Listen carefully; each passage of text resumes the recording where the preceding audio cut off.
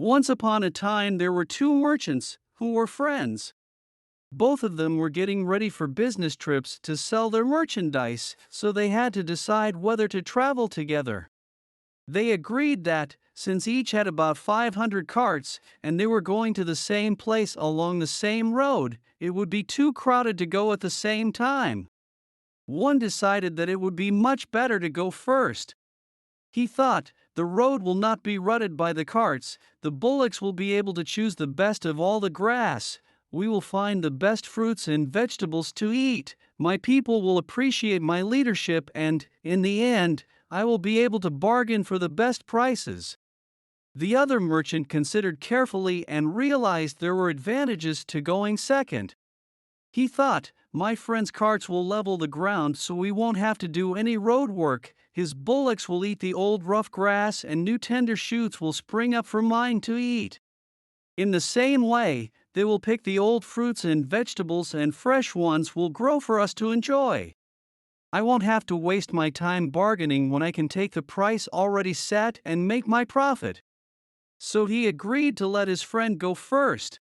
This friend was sure he'd fooled him and gotten the best of him, so he set out first on the journey.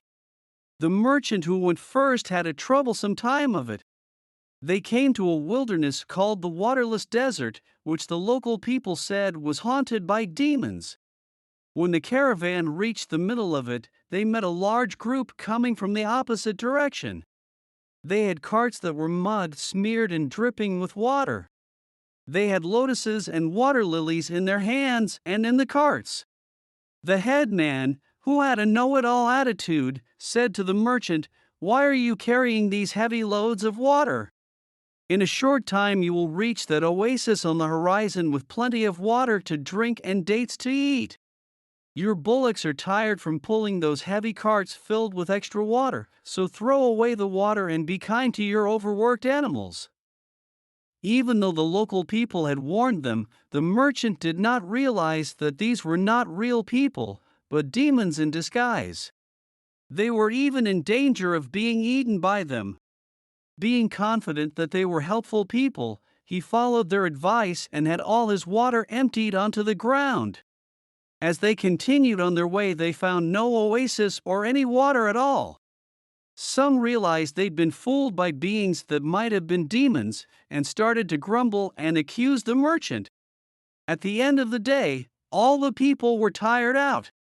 The bullocks were too weak from lack of water to pull their heavy carts. All the people and animals lay down in a haphazard manner and fell into a deep sleep.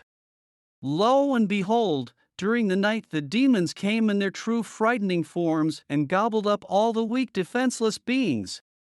When they were done, there were only bones lying scattered around, not one human or animal was left alive.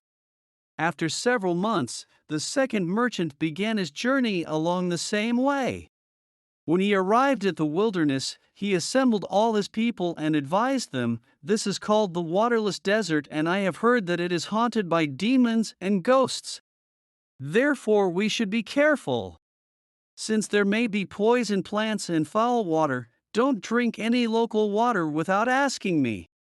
In this way they started into the desert. After getting about halfway through, in the same way as with the first caravan, they were met by the water-soaked demons in disguise. They told them the oasis was near and they should throw away their water. But the wise merchant saw through them right away. He knew it didn't make sense to have an oasis in a place called waterless desert. And besides, these people had bulging red eyes and an aggressive and pushy attitude, so he suspected they might be demons.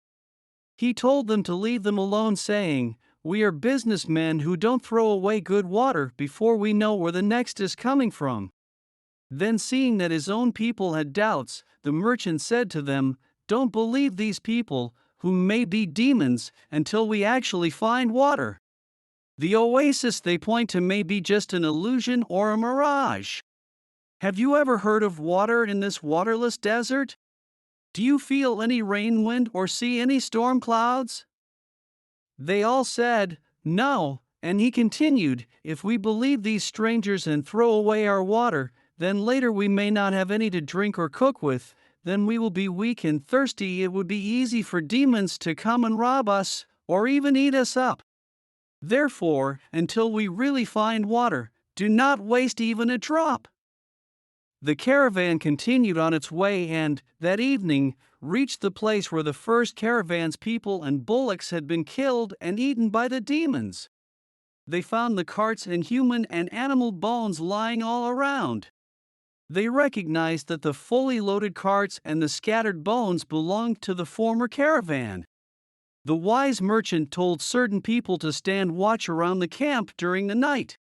The next morning the people ate breakfast and fed their bullocks well. They added to their goods the most valuable things left from the first caravan.